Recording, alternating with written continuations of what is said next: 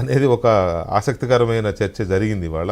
So దీని మీద మాట్లాడదాం. దాంతో ముందుగా విక్రమ్ గారు, మీరు గతంలో చంద్రబాబు నాయుడు గారి కలెక్టర్ల కాన్ఫరెన్స్లు కానీ ఆయన వే ఆఫ్ అప్రోచ్ కానీ ఇవన్నీ చూశారు కదా. ఈ కాన్ఫరెన్స్ చరిత్ర తిరగరాస్తుంది అని అనడంలో ఉద్దేశం ఏంటి?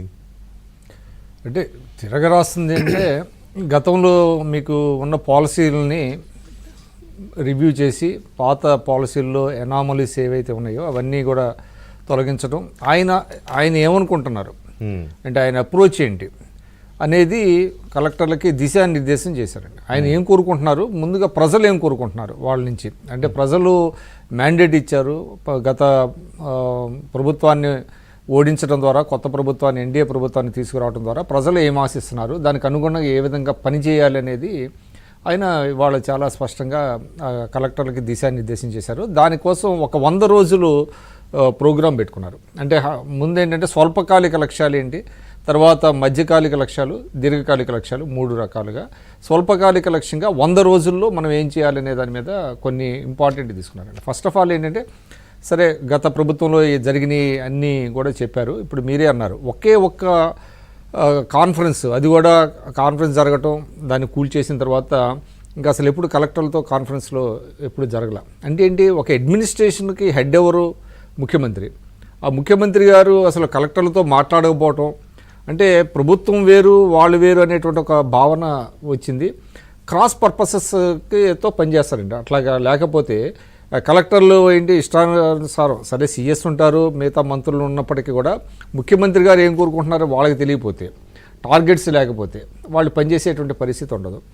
జరిగింది కూడా గత 5 సంవత్సరాల్లో జరిగింది కూడా అదే. అందువల్ల చంద్రబాబు నాయుడు గారు తను ఏమనుకుంటున్నారు, తను ఏం ఆశిస్తున్నారు, ప్రజలకి ఏం చేయాలనే దాని మీద ఆయన చాలా స్పష్టంగా ఒక దిశానిర్దేశం చేశారు. ముందుగా ఏంటంటే రాష్ట్ర ఆర్థిక పరిస్థితిని మెరుగుపరచడం, తర్వాత సంస్కరణల్ని చాలా వేగంగా తీసుకురావటం, తర్వాత ప్రజలు కోరుకుంటున్నటువంటి, అంటే ముఖ్యంగా ఇప్పుడు మనకి ఉదాహరణగా రెవెన్యూ డిపార్ట్మెంట్లో జరిగినటువంటి అక్రమాలు ఆయన చెప్పారు. పార్టీ ఆఫీస్కి వెళ్తే 3 గంటల్లో నాకు 3000 అప్లికేషన్లు వచ్చినాయి. ఆ 3000 అప్లికేషన్లో కూడా అన్నీ ల్యాండ్ రిలేటెడ్ ఇష్యూసే. దానికంటే అసైన్డ్ ల్యాండ్స్ని కూడా వాళ్ళు లాగేసుకోవడం, ఇలాంటివన్నీ జరిగినాయి. సో ఇవన్నీ కూడా సెటరేట్ చేసి ముందుకెళ్లాల్సినటువంటి పరిస్థితి ఉందని చెప్పారు. అదేవిధంగా ఏంటంటే ఇప్పుడున్న ఇన్నోవేటివ్గా ఆలోచించాలి, కొత్త ఆలోచనలు రావాలి, అడ్మినిస్ట్రేషన్ని పరుగులు పెట్టాలి అని కూడా ఒక మాట చెప్పారు. అంటే కలెక్టర్లు మొన్న ఏంటి చాలా ప్యాసివ్గా ఉన్నారు. మనకెందుకు వచ్చింది అంటే ఎవరు అడిగేవాళ్ళు లేరు, జవాబుదారీతనం లేనప్పుడు. అదేవిధంగా కొంతమంది వాళ్ళు హ్యాండ్ అండ్ గ్లౌవ్ లాగా అయిపోయారు వాళ్ళ అక్రమాలకి. అలా కాకుండా వాళ్ళ ప్రజల కోసం ఆయన సిఎస్ గారి నేను స్పీచ్ కూడా విన్నాను. ఆయన కూడా చెప్పాడు, people are the corner store అన్నాడు. అంటే ద వెరీ బేసిస్ ఏంటంటే ప్రజలు కోరుకుంటుంది మనం అందించాలి అనే ఇది కూడా ఆయన కూడా చెప్పారు. సో ఈ 100 రోజుల్లో ఏంటంటే ఏమి చేయాలి అనే దాని మీద, ఉదాహరణకి పవన్ కళ్యాణ్ గారి తన స్పీచ్లో మన గ్రామీణాభివృద్ధిలో ఉపాధి హామీ పథకం, దానికి పెద్దగా డబ్బులు ఎక్కువ ఖర్చు పెట్టాల్సిన అవసరం లేదు, సెంటర్ నుంచి వచ్చేవి.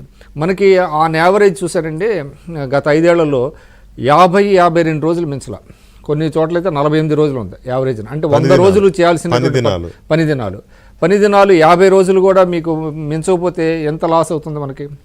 కాబట్టి ఒకటి పేదవాళ్ళకి పని లేనట్టు, రెండో దానివల్ల జరగాల్సిన అభివృద్ధి ఆగిపోయింది కదా. సో దాని మీద ఇప్పుడు గ్రామీణ ఉపాధి హామీ పథకాన్ని మనం బాగా బలోపేతం చేయాలి. అదేవిధంగా గ్రామీణాభివృద్ధి రోడ్లు వేయాలి. అదేవిధంగా చంద్రబాబు నాయుడు గారు మాట చెప్పారు, ఆయనకి ఒక టాస్క్ ఇచ్చారు, మీరు 5 నుంచి 10 లక్షల మొక్కలు నాటాలి, అటవీ సంపద పెంచాలి అని చెప్పారు. అట్లాగా అదేవిధంగా ఇప్పుడు ఆయన చెప్పిన దాంట్లో ఇంకోటి ఉంది, వ్యవసాయ రంగం తీసుకున్నారనుకోండి. వ్యవసాయ రంగంలో ఇప్పుడు ప్రజల ఆహారపు అలవాట్లు బాగా మారిపోయినాయి.